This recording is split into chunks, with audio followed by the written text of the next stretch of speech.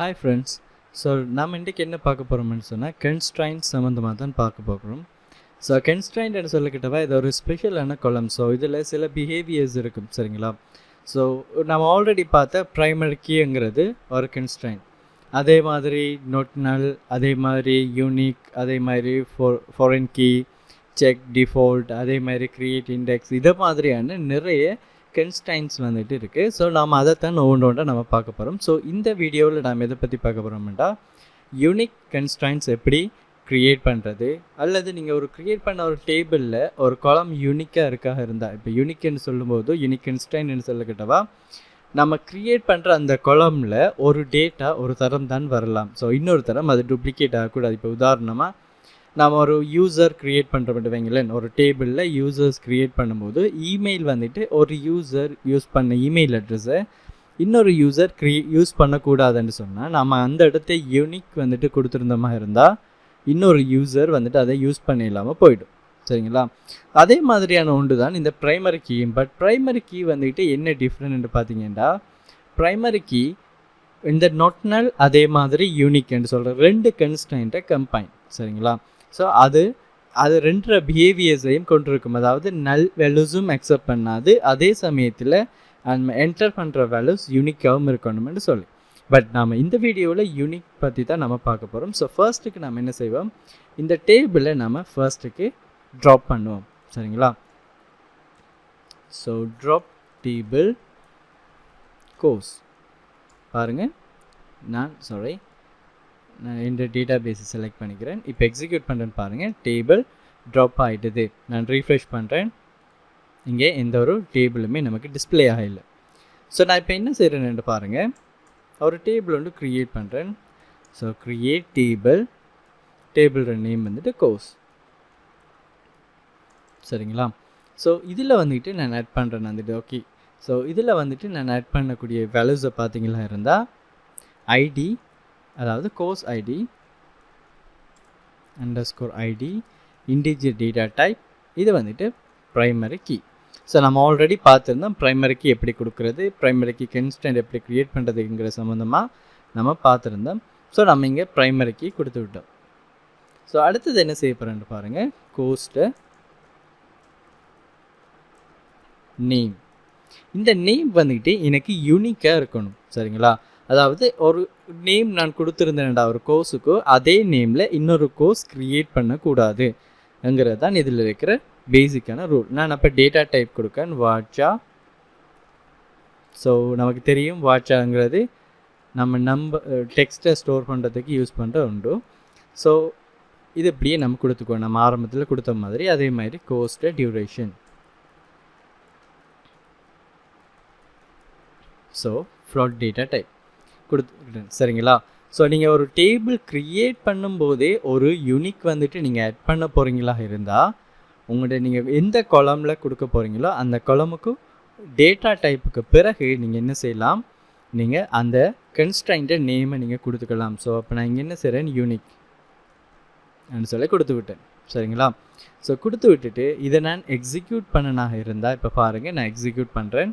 Table சக்ஸஸ்ஃபுல்லாக create ஆகிட்டுது. நான் refresh பண்ணி பார்க்க டேபிள் வந்துட்டுது. இப்போ பாருங்கள், நான் கீஸை பார்க்கட்டவா, இங்கே பாருங்கள் யூனிக் கீ வந்துட்டு எனக்கு க்ரியேட் ஆகிருக்கு. எப்படி ப்ரைமரி கீக்குரிய ஒரு கீ க்ரியேட் ஆகிருக்கோ அதே மாதிரி எனக்கு யூனிக் கீக்குரிய ஒரு கீஸும் வந்துட்டு க்ரியேட் ஆகிருக்கு.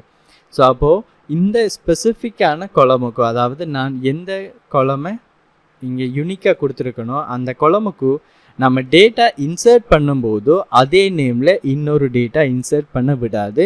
ஸோ அதை நம்ம இன்சர்ட் குவாரி பார்க்கும்போது நம்ம அதில் டீட்டெயிலாக இன்னும் தெளிவாக நம்ம பார்க்கக்கூடிய மாதிரி இருக்கும். பட் இங்கே நம்ம என்ன செய்ய போகிறோம்னு பார்த்தீங்கன்னா இந்த யூனிக் கீ எப்படி நம்ம கொடுத்துக்கிறது அந்த கொலமுக்குங்கிறத நம்ம பார்க்க போகிறோம் சரிங்களா.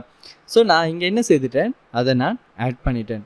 ஓகே, நான் திருப்பியும் இந்த டேபிளை ட்ராப் பண்ணிக்கிறேன்னு பாருங்கள். Drop table course. என்ன காரணம், ஸோ இது மட்டும்தான் நான் ஒரு வழி நமக்கு இது கொடுத்துக்கிறதுன்னு பார்த்தீங்களா இருந்தால் இல்லை. ஸோ இதுவும் ஒரு வழி சரிங்களா, இந்த கன்ஸ்ட்ரைண்ட் கொடுக்குறதுக்குரிய அந்த யூனிக் கன்ஸ்ட்ரைண்ட் கொடுக்குறதுக்குரிய ஒரு வழி.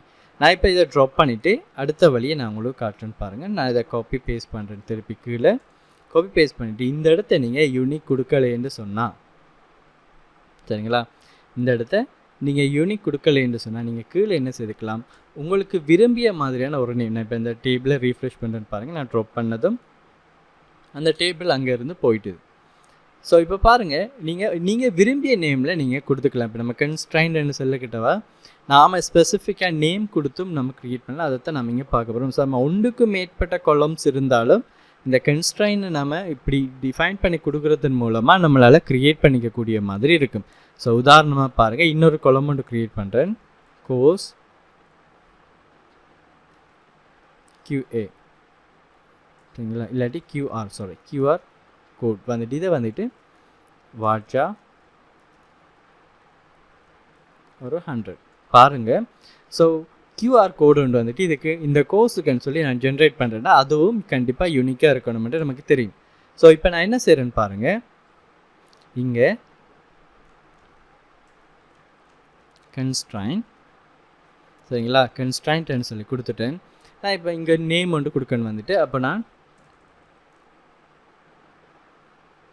யூனிக்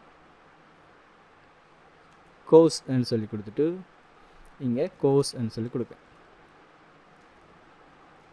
கோர்ஸில் இருக்கிற யூனிக் கீ கொடுத்துட்டு இது என்ன கன்ஸ்ட்ரைன்ட்ங்கிறத நான் கொடுக்கணும். அப்போ நான் யூனிக் கொடுத்து விட்டேன், ஓப்பன் க்ளோஸ் ப்ராக்கெட் பண்ணிவிட்டு இப்போ நான் என்ன செய்கிறேன்னு பாருங்கள், என்னென்ன காலம்ஸ் வந்துட்டு இங்கே யூனிக்காக இருக்குது. நான் இப்போ ஒரு காலம் கொடுக்கலாம் அல்லது ஒன்றுக்கு மேற்பட்ட காலம்ஸை நான் இங்கே கொடுக்கக்கூடிய மாதிரி இருக்கும். ஸோ எனக்கு வந்துட்டு கோஸ்ட் நேம் வேணும், கோஸ்ட் நேம் யூனிக்காக வேணும். அதே சந்தர்ப்பத்தில் கோஸ்ட்டில் QR கோடும் வந்துட்டு எனக்கு யூனிக்காக வேணும். ஸோ இப்போ பாருங்கள், நான் 2 காலம்ஸ் கொடுத்துட்டேன். இப்போ செலக்ட் பண்ணிவிட்டு எக்ஸிக்யூட் பண்ணுறேன்னு பாருங்கள், எக்ஸிக்யூட் ஆகிட்டு சக்ஸஸ்ஃபுல்லாக. நான் ரீஃப்ரெஷ் பண்ணுறேன், எஸ் எனக்குரிய டேபிள் க்ரியேட் ஆகிட்டது. காலம்ஸை செக் பண்ணி பார்க்க நான் கொடுத்த எல்லா காலம்ஸுமே இருக்குது பாருங்கள், QRம் இருக்குது. கீஸுக்குள்ளே போய் பார்க்க நான் கொடுத்த கீயும் வந்துட்டு இங்கே என்ன செஞ்சுருக்கு, யூனிக் கீ வந்துட்டு இங்கே நமக்கு க்ரியேட் ஆகிருக்கு. ஸோ பர்ஃபெக்டாக நம்ம இங்கே என்ன செய்துட்டோம், ஒரு யூனிக் கீ வந்துட்டு எப்படி கொடுக்குறதுன்னு சொல்லி பார்த்துட்டோம். ஸோ நம்ம 2 முறையில் கொடுக்கலாம். அதே கோஸ்ட காலம், அந்த காலம்ட டேட்டா டைப்புக்கு அப்புறம் நம்ம என்ன செய்யலாம், அந்த யூனிக்குங்கிற கீவேர்டை கொடுத்தமாக இருந்தால் அந்த காலம் வந்துட்டு க்ரியேட் ஆகிடும் யூனிக்கின்ற கன்ஸ்ட்ரைனை யூஸ் பண்ணி. அப்படி இல்லைன்னு சொன்னால் நம்ம எல்லா காலம்ஸுக்கும் கீழேயும் நாம் இப்படியே டிஃபைன் பண்ணலாம். ஸோ இதுவும் ஒரு ஈஸியான மெத்தட், சரிங்களா? ஸோ ஒருவேளை நமக்கு அந்த காலமை வந்துட்டு நம்ம ட்ராப் பண்ண போகிறோம் வைங்களா, அந்த யூனிக்கே வந்துட்டு இல்லாமாக்க போகிறோம் என்று சொன்னால் எப்படி நாம் அதை சேஞ்ச் பண்ணலாம்ங்கிறத நம்ம இப்போ பார்க்க போகிறது. ஸோ ஃபர்ஸ்ட்டுக்கு நான் இதை ட்ராப் பண்ணி காட்டுன்னு பாருங்கள், அல்டர் டேபிள், சரிங்களா? எந்த டேபிளில் வந்துட்டு நான் ட்ராப் பண்ண போகிறேனோ அந்த டேபிளோட நேம் கோர்ஸ் இப்படி நான் கொடுத்து விட்டுட்டு ட்ராப், எதை ட்ராப் பண்ண போகிறேன், கன்ஸ்ட்ரைண்டை கொடுத்து விட்டேன். ஸோ கன்ஸ்ட்ரைண்டுக்கு என்ன நேம் கொடுத்துருக்கேன்னு பாருங்கள், யூசி கோர்ஸ்ன்னு சொல்லி கொடுத்துருக்கேன். நான் யூசி கேபிட்டல் அண்டர்ஸ்கோர் கோர்ஸ் கொடுத்துட்டு செலக்ட் பண்ணிவிட்டு நான் என்ன செய்கிறேன், எக்ஸிக்யூட் பண்ணுறேன்னு பாருங்கள், எக்ஸிக்யூட் ஆகிட்டுது. நான் இப்போ இந்த கீயை ரீஃப்ரெஷ் பண்ணுறேன் பாருங்கள், ப்ரைமரி கீ மட்டும்தான் இருக்குது, என்ற யூனிக் கீ வந்துட்டு இங்கே இல்லை, சரிங்களா? ஸோ நான் இப்போ என்ன செய்துட்டேன், இதை நான் அழிச்சு விட்டுட்டேன். ஸோ அப்போ அல்டர் டேபிள் பண்ணி நான் இந்த கன்ஸ்ட்ரைண்ட், அதை யூனிக் கீக்குரிய கன்ஸ்ட்ரைண்ட் அழிச்சு விட்டுட்டேன். ஓகே, அப்போ நான் இது மட்டும்தான் இந்த வே. அப்போ நான் திருப்பி இதை அட் பண்ணிடலதா, திருப்பி நான் டேபிளை ட்ராப் பண்ணதுக்கு அப்புறம் தான் இந்த யூனிக்கியை நான் ஜென்ரேட் பண்ணணுமான்னு கேட்டிங்கன்னா இல்லை. ஸோ நீங்கள் ஒரு தவறுதெல்லாம் நீங்கள் க்ரியேட் பண்ணிட்டீங்க, யூனிக்கி மென்ஷன் பண்ணாமல் நீங்கள் க்ரியேட் பண்ணிட்டீங்க. உங்களோட கிளைண்ட் வந்துட்டு உங்களுக்கு ரெக்வஸ்ட் பண்ணுறாங்க, ஸோ இந்த காலமை நீங்கள் யூனிக்கியாக சேஞ்ச் பண்ணித்தாங்கன்னு சொன்னால் நீங்கள் என்ன செய்யலாம், அந்த யூனிக்கியும் திருப்பி நீங்கள் அல்டர் பண்ணி ஆட் பண்ணிக்கக்கூடிய மாதிரி இருக்கும். ஸோ நான் அதை எப்படி செய்கிறதுன்னு இப்போ நம்ம பார்ப்போம். ஸோ அல்டர் டேபிள் அதாவது நம்ம டேபிளில் ஒரு சேஞ்ச் கொண்டு வர போகிறோம். எந்த டேபிள், நம்ம டேட்டா பேஸில் நிறைய டேபிள் இருக்கும், சரிங்களா? ஸோ அதில் ஸ்பெசிஃபிக்காக நமக்கு எந்த டேபிள் வேணும்னு பார்த்தீங்கன்னா கோர்ஸுங்கிற டேபிள் வேணும். ஸோ அந்த கோர்ஸுங்கிற டேபிளில் நான் இப்போ என்ன செய்ய போகிறேன், ஆட் பண்ண போகிறேன் என்னத்தை, கன்ஸ்ட்ரைண்டை ஆட் பண்ண போகிறேன். கன்ஸ்ட்ரைண்ட் நேம் என்னது, நான் அதே நேமை கொடுக்கணும் பாருங்கள், யூசி அண்டர்ஸ்கோர் கோர்ஸ், சரிங்களா? அப்படி இல்லாட்டி நீங்கள் யூனிக்கி ஏதாவது ஒரு மீனிங்ஃபுல்லான நேமை நீங்கள் கொடுத்து கேளும். சரிங்களா. நான் இப்போ டெஸ்ட் பண்ணுறதுக்காக வேண்டி நான் உங்களுக்கு இதை டிஸ்பிளே பண்ணி காட்டுறேன். ஸோ யூனிக் கொடுத்து விட்டேன். ஓப்பன் க்ளோஸ் ப்ராக்கெட் பண்ணிவிட்டு இதுக்குள்ளே நீங்கள் என்ன செய்யலாமேண்டா, என்னென்ன காலம்ஸ் வந்துக்கிட்டு நீங்கள் க்ரியேட் பண்ண அந்த டேபிளில் உங்களுக்கு யூனிக்காக வேணுமோ அந்தந்த காலம்ஸை நீங்கள் இதில் செலக்ட் பண்ணிக்கலாம். ஸோ நான் கோர்ஸுக்குரிய நேம் வேணும், அதே மாதிரி கோர்ஸ்டு கியூஆர் வேணும். ஸோ நான் 2 காலம்ஸையும் கொடுத்துட்டேன். இப்போ செலக்ட் பண்ணிவிட்டு எக்ஸிக்யூட் பண்ணுறேன். சக்ஸஸ்ஃபுல்லாக எனக்கு எக்ஸிக்யூட் ஆகிட்டுது. ரீஃப்ரெஷ் பண்ணுறேன் இந்த டேபிளை. ஓகே, கம்ப்ளீட்டாக ரீஃப்ரெஷ் பண்ணிவிட்டு ஓப்பன் பண்ணி பாருங்கள், நமக்கு அதே காலம்ஸ் எல்லாமே டிஸ்பிளே ஆகுது. இங்கே பார்த்தீங்களா இருந்தால் கீஸுக்குள்ளே போய் பாருங்கள், உங்களுக்கு நீங்கள் க்ரியேட் பண்ண கீஸ் இங்கே டிஸ்பிளே ஆகும். அதே மாதிரி நீங்கள் சேஞ்ச் பண்ண போகிறீங்களா இருந்தால் நீங்கள் ரைட் கிளிக் பண்ணி மாடிஃபை பண்ணி நீங்கள் என்ன செய்துக்கலாம், மேனுவலாகவும் நீங்கள் சேஞ்ச் பண்ணிக்கக்கூடிய மாதிரி இருக்கும் அந்த கன்ஸ்ட்ரைண்ட்டை. சரிங்களா. ஸோ இது அதுக்குரிய ஒரு வே. சரிங்களா. ஸோ இப்போ நான் என்ன செய்துட்டேன்னு பாருங்கள், ஒரு யூனிக்கி எப்படி கொடுக்குறதுன்னு சொல்லி பார்த்துருந்தோம். வந்துட்டு யூனிக்கிக்குரிய குவாரிஸ் பார்த்துருந்தோம். அதே மாதிரி யூனிக்கியை எப்படி ட்ராப் பண்ணுறதுன்னு சொல்லி பார்த்துருந்தோம். அதே மாதிரி ஒரு டேபிள் நம்ம க்ரியேட் பண்ணும்போது கன்ஸ்ட்ரைண்ட் மூலமாக எப்படி க்ரியேட் பண்ணுறதுங்கிறத பார்த்துருந்தோம். அதே மாதிரி ஒரு டேபிள் நம்ம க்ரியேட் பண்ணதுக்கப்புறம் அந்த டேபிளை அல்டர் பண்ணி எப்படி நாம் ஒரு யூனிக்கி கன்ஸ்ட்ரைண்ட் வந்துட்டு கொடுத்துக்கலாம்ங்கிறதையும் நம்ம பார்த்துருந்தோம். ஸோ இப்போ நம்ம மெனுவில் நாம் இதை செய்ய போகிறோமா இருந்தால் வெரி சிம்பிள். நம்ம எதுவுமே கோடிங் ரிலேட்டடாக செய்ய வேண்டிய அவசியம் இல்லை. டேபிளில் வச்சு ரைட் கிளிக் பண்ணி இங்கே டிசைன் என்று சொல்கிற ஆப்ஷனுக்கு போனீங்களா இருந்தால் ஸோ இங்கே நீங்கள் பார்க்கக்கூடிய மாதிரி இருக்கும். இப்போ நான் ஏதாவது ஒன்று, ஃபார் எக்ஸாம்பிள் நான் இந்த டியூரேஷனை யூனிக்காக்க போகிறேன்டா, ரைட் கிளிக் பண்ணி பாருங்கள். ரைட் கிளிக் பண்ணிங்களா இருந்தால் உங்களால் இங்கே பாருங்கள் செட் ப்ரைமரிக்கு அதே மாதிரியான ஒரு ஆப்ஷன்ஸும் இருக்கும். நீங்கள் ப்ராப்பர்ட்டிஸுக்குள்ளே போயிட்டு நீங்கள் என்ன செய்துக்கலாம், அந்த காலம்ஸுக்குரிய இது ஆப்ஷன்ஸை வந்துட்டு நீங்கள் செலக்ட் பண்ணிக்கலாம் வந்துக்கிட்டு. ஸோ இது நீங்கள் மெனுவலாக செய்கிறதுக்குரிய ஒரு மெத்தட்ஸ் வந்து நீங்கள் இந்த டிசைனர் ஆப்ஷனுக்குள்ளே போயிட்டு ப்ராப்பர்ட்டிஸில் வந்துட்டு நீங்கள் சேஞ்ச் பண்ணக்கூடிய மாதிரி இருக்கும். சரிங்களா. அதே மாதிரி பாருங்கள் இந்த இண்டெக்ஸ் கீஸ் ஆப்ஷன்ஸ் எல்லாம் இருக்குது. ஸோ இதுதான் நாம் க்ரியேட் பண்ணி வச்சுருந்த இந்த யூனிக் கீ வந்துக்கிட்டு பாருங்கள், இந்த யூனிக் கீ வந்துட்டு எக்ஸிஸ்ட் கொடுத்து வச்சுருக்கு. ஸோ இது மெனுவலாக செய்கிறதுக்குரிய ஒரு ஆப்ஷன். இப்போ நீங்கள் வேறு ஏதாவது யூனிக் கீ ஆட் பண்ண போகிறீங்கன்னா ஆட் ஆப்ஷன் கொடுத்துட்டு இது இஸ் யூனிக்கான்னு சொல்லி கேட்குற இடத்த நீங்கள் எஸ் கொடுத்து விட்டுட்டு அதுக்குரிய நேமையும் நீங்கள் இங்கே சேஞ்ச் பண்ணிக்கலாம். வந்துட்டு நீங்கள் என்ன நேம் கொடுக்குறீங்களோ அதை சேஞ்ச் பண்ணிக்கலாம்.